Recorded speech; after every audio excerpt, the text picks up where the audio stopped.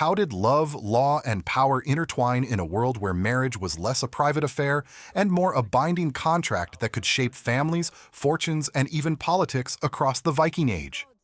To modernize, Viking marriages are often imagined through the lens of romance or brutality, yet the reality was far more structured and legally complex.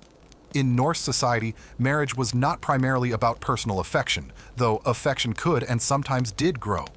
It was a public agreement between families, witnessed by communities, enforced by law, and grounded in a careful exchange of wealth and obligation. Marriage created alliances, stabilized property lines, and ensured the survival of family names in a harsh and uncertain world. Every union carried economic and social consequences that extended far beyond the couple themselves. At the heart of a Viking marriage was negotiation. These negotiations were not casual conversations, but formal discussions led by male guardians, usually the bride's father or closest male relative. The groom or his family would approach with an offer, and what followed could resemble a legal settlement more than a romantic proposal. Terms were debated carefully. How much property would change hands, what legal protections the bride would receive, and how disputes would be resolved if the marriage failed. These agreements were remembered, spoken aloud before witnesses, and sometimes reinforced at local assemblies known as things, where law and custom held immense authority. Central to these negotiations was the concept of the dowry, but the Viking system was more layered than a single payment. The bride brought a dowry from her family, often in the form of land, livestock, silver, textiles, or valuable household goods. This dowry did not vanish into the groom's control. Legally, it remained tied to the woman, serving as a form of financial security. If she were widowed or divorced, the dowry was meant to return to her or her family, offering protection in a society where survival often depended on access to resources. Balancing the dowry was the bride price, known in Old Norse as mundur. This was paid by the groom to the bride's family and symbolized his ability to support a household. It was also a public declaration of seriousness. A man who could not provide an adequate mundur was unlikely to secure a desirable match. This payment was not merely symbolic, it compensated the bride's family for the loss of her labor and her role within their household. In agrarian Viking society, labor was wealth, and marriage altered the balance of that labor in tangible ways. Beyond the mundur was another crucial payment, the morning gift, or morgengifu. This was given directly to the bride after the marriage was consummated and became her personal property. Unlike other forms of wealth tied to family agreements, the morning gift belonged solely to the woman. It could include land, silver, or valuable objects, and functioned as a long-term safeguard. If the marriage ended through death or divorce, the morning gift helped ensure that the woman would not be left destitute. This practice reveals a striking legal recognition of women's economic vulnerability and, at the same time, their right to protection. The marriage ceremony itself reflected this legal mindset. While there were rituals involving feasting, symbolic gestures, and the presence of the gods, the core of the event was public acknowledgement. Witnesses mattered. Oaths mattered. The transfer of the bride from her family to her husband's household was marked not only by celebration, but by the clear understanding that a binding contract had been enacted. Sagas describe weddings that lasted for days, filled with drinking and storytelling, yet beneath the revelry lay the sober reality of law and obligation. Despite the dominance of male guardians in arranging marriages, Viking women were not without agency. Sources suggest that a woman's consent was expected, at least in principle. Forced marriages were frowned upon and could be challenged legally, particularly if they violated established agreements or norms. Women could and did voice objections, sometimes with the backing of powerful relatives. While their freedom was constrained by social expectations, they were not simply passive commodities exchanged between men. Once married, a woman held a position of significant authority within the household. The keys to the home, often worn visibly at her belt, symbolized her control over domestic resources. She managed food stores, directed servants or enslaved people, and oversaw textile production, a critical economic activity in the Viking world. Cloth was currency, clothing was survival, and the woman of the house controlled its creation and distribution. In this sense, marriage granted women a recognized sphere of power that complemented male roles in warfare, trade, and politics. Marriage also created Political alliances that could extend across regions and generations. Chieftains and kings used marriages strategically, binding families together to secure loyalty or end feuds. A well-chosen marriage could stabilize a territory or legitimize a claim to power. Conversely, a poorly managed union could ignite conflict. The sagas are filled with stories where marriage agreements are broken, dishonored, or manipulated, leading to cycles of revenge that define entire narratives. Divorce, though rarely discussed in modern retellings, was a recognized part of Viking marital law.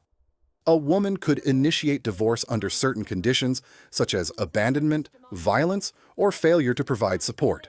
The process involved public declarations, often made at the threshold of the home or before witnesses. While divorce carried social stigma, it was not impossible, and the legal structures surrounding dowries and mourning gifts ensured that a divorced woman retained some degree of independence. The power dynamics within Viking marriage were therefore complex. Men held formal authority in law and warfare, but women wielded economic and social influence that could shape outcomes in subtle yet profound ways. Marriage was a site where these forces met, negotiated, and sometimes clashed.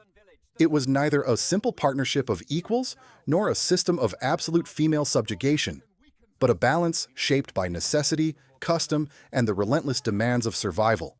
Understanding Viking marriages means recognizing that love, when it existed, operated within these structures rather than outside them. Affection could grow from shared labor, mutual respect, and the raising of children, but it was rarely the foundation upon which marriages were built.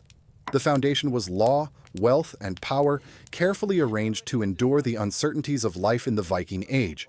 And as these agreements settled into daily life, they shaped not only households, but the very fabric of Norse society, leading deeper into the realities of married life, conflict, and the quiet authority exercised behind closed doors. Life within a Viking marriage unfolded as a continuous negotiation between duty, authority, and survival, shaped less by ideals and more by daily realities. Once the wedding feast ended and the witnesses dispersed, the union was tested not by words spoken in ceremony, but by seasons of hardship, labor, and expectation. Marriage bound two individuals, yet it also bound their kin, and the weight of those obligations was felt in every decision made within the household. The Viking home was both a domestic space and an economic engine, and marriage defined how that engine functioned. Husbands were expected to provide protection, represent the family in legal matters, and secure resources through farming, raiding, or trade. Wives, meanwhile, managed the internal economy. They oversaw food production, storage, and distribution, controlled the household's keys, and often acted as stewards of wealth when their husbands were absent. This absence was frequent. Men could be gone for months or even years on voyages, leaving women to act as de facto heads of household, making decisions that affected not only daily survival, but long-term stability. This authority was not symbolic. Archaeological finds of keys, scales, and weights in women's graves suggest a recognized role in managing property and trade. In a society where silver was weighed rather than counted, the ability to measure and allocate wealth was a form of power. Marriage granted women legal access to this role, reinforcing the idea that a household's success depended on cooperation rather than domination. While men might gain honor through combat or exploration, women earned respect through competence, resilience, and the ability to keep families alive during long winters and uncertain harvests. Inheritance was another arena where marriage shaped power. Children born within a legitimate marriage held clear rights to property and status. This made the regulation of marriage essential to maintaining social order. Disputes over inheritance could tear families apart, and marriage contracts helped prevent such conflicts by defining who belonged where. Sons were often favored in inheritance, yet daughters were not excluded. Through dowries and strategic marriages, daughters carried wealth and influence into new households, extending the reach of their birth families. The question of fidelity reveals further complexity. Viking law placed expectations on both spouses, though enforcement was uneven. Adultery could carry severe consequences, particularly when it threatened lineage or property rights. A married woman's infidelity was seen as a serious offense because it cast doubt on paternity, which in turn endangered inheritance. Male infidelity, while not encouraged, was often treated with greater leniency, especially in cases involving enslaved women or concubines. This imbalance highlights the patriarchal structure of Viking society, yet it also underscores how marriage was primarily about regulating reproduction and property rather than enforcing moral purity. Concubinage existed alongside formal marriage, especially among wealthy or powerful men. These relationships did not carry the same legal weight as marriage, and children born from them typically had fewer rights. Still, their existence complicates the image of Viking marital norms. Marriage was the institution that conferred legitimacy and protection, while other relationships existed in a more ambiguous space, tolerated but carefully circumscribed by law and custom. Conflict within marriage was not uncommon, and Norse literature does not shy away from depicting it. Sagas portray strong-willed women who argue with, advise, manipulate, and sometimes openly challenge their husbands. These narratives, while stylized, reflect a social reality in which women could exert influence through speech and strategy. Public shaming, persuasion, and appeals to honor were tools available to wives, particularly when they came from powerful families. Marriage did not erase a woman's ties to her kin, and those ties could be leveraged in times of dispute. Violence within marriage, though rarely discussed directly in legal texts, was acknowledged as a ground for separation. A husband who repeatedly abused his wife risked not only divorce, but retaliation from her family.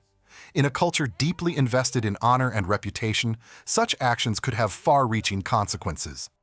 Marriage was meant to create stability, and behavior that threatened that stability was subject to social and legal correction. Religion and belief also shaped married life. Before the spread of Christianity, Viking marriages were intertwined with Norse cosmology. The gods Freyr and Freya were associated with fertility and prosperity, and their presence was invoked in rituals meant to bless unions with abundance.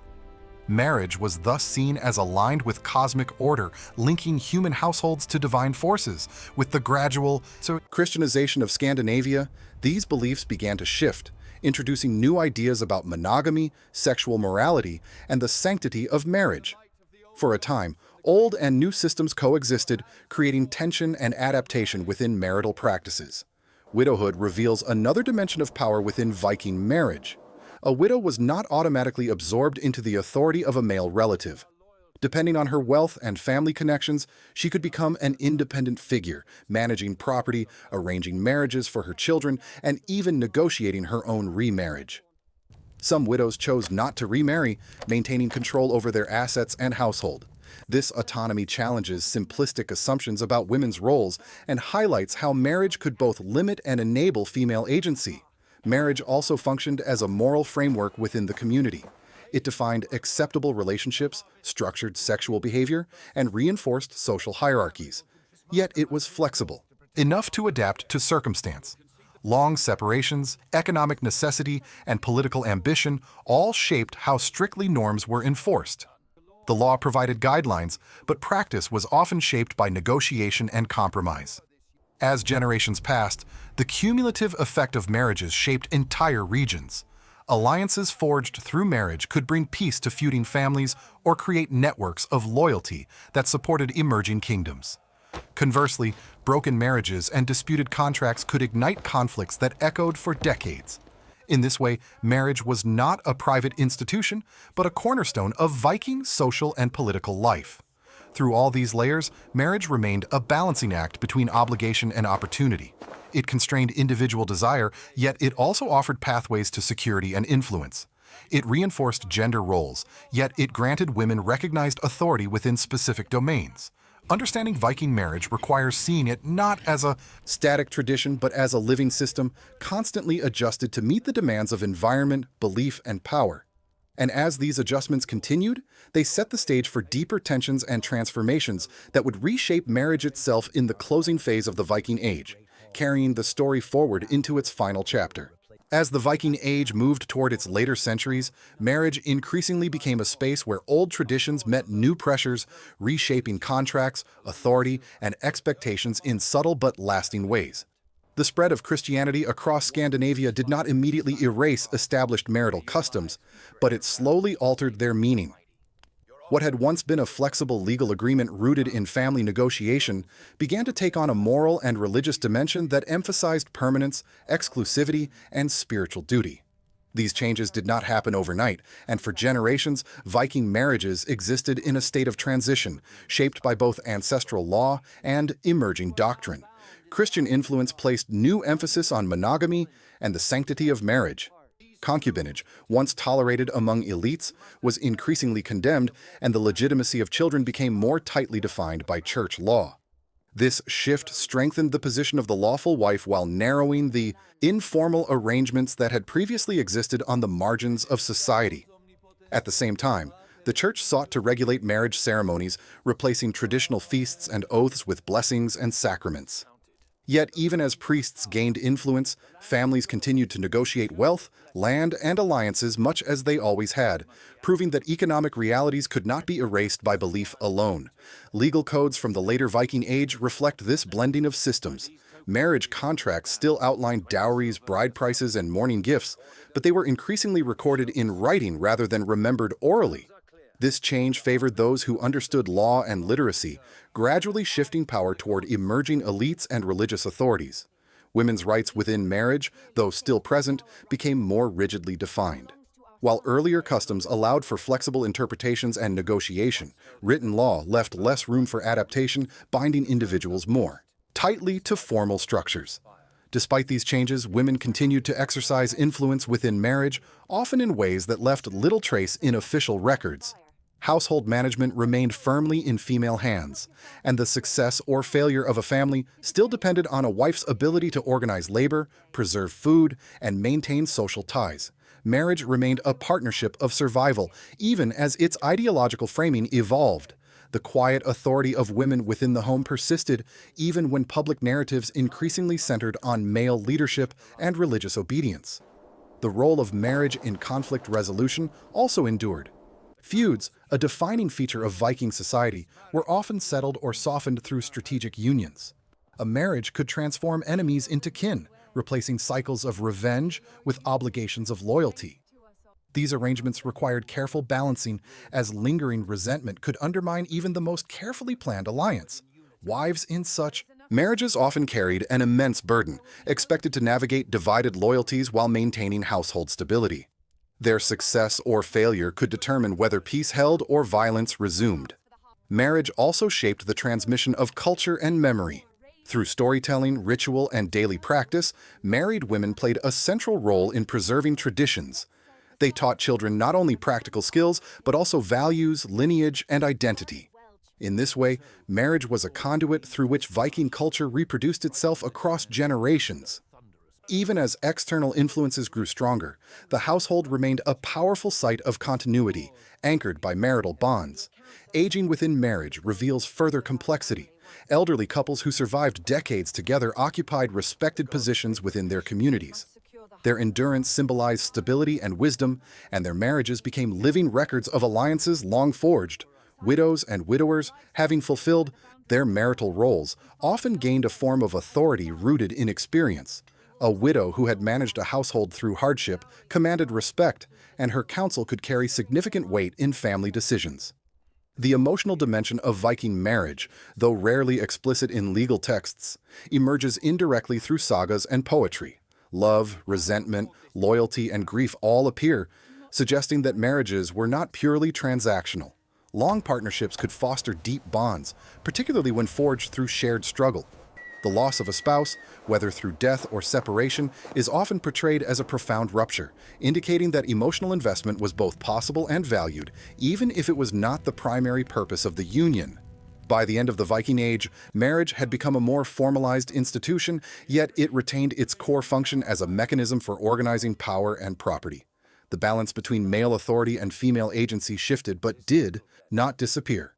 Women's legal options narrowed in some respects, yet their practical influence within households and kin networks remained strong. Marriage continued to define identity, legitimacy, and belonging in a world that was increasingly connected to broader European systems of law and faith. The legacy of Viking marriage is visible in later Scandinavian societies, where elements of these early practices persisted beneath Christian and medieval frameworks. The emphasis on contractual clarity, mutual obligation, and household cooperation did not vanish. Instead, it evolved, shaping legal traditions and social norms long after the last Viking voyages ended. marriage remained a cornerstone of social organization, reflecting the enduring need to balance individual lives with collective survival. In understanding how Viking marriages really worked, it becomes clear that they were neither romantic myths nor simple tools of oppression. They were complex systems designed to manage uncertainty, distribute power, and ensure continuity in a demanding world. Contracts, dowries, and authority were not abstract concepts, but lived realities that shaped everyday life. Through marriage, Vikings organized their societies, negotiated their conflicts, and passed their world forward, leaving behind a legacy that reveals as much about human resilience and adaptation as it does about law and tradition.